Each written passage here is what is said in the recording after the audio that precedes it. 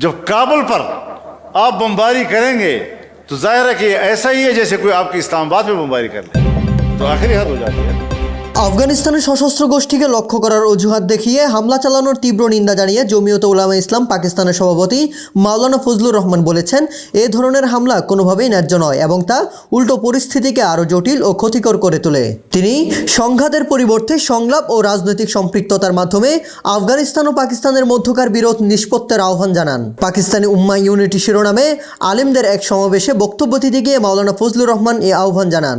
ভালো লাগার প্রতিটি মুহূর্তে থাকুক একটি সুন্দর পাঞ্জাবি শপ বিডি, আপনার সিগনেচার লুক, শুরু বসুন্ধরা সিটি, ঢাকা।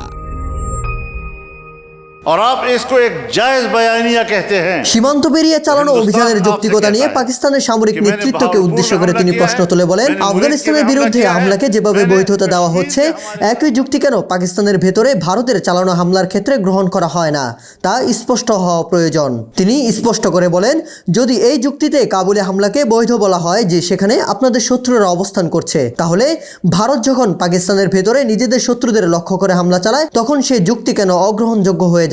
মাওলানা ফজলুর রহমান সতর্ক করে বলেন, আফগানিস্তান ও পাকিস্তানের মধ্যে টানাপোড়েন চলতে থাকলে তা কোনো দেশে লাভবান হবে না এবং পুরো অঞ্চল আরও অস্থিতিশীল হয়ে উঠতে পারে। তিনি বলেন, দুই প্রতিবেশী দেশের মধ্যকার দীর্ঘদিনের বিরোধের একমাত্র টেকসই সমাধান হলো সংলাপ, পারস্পরিক সম্মান এবং রাজনৈতিক সমঝোতা। बात यह है कि मौक़िफ़ एक अफगानिस्तान के बारे में भी और ईरान के बारे में भी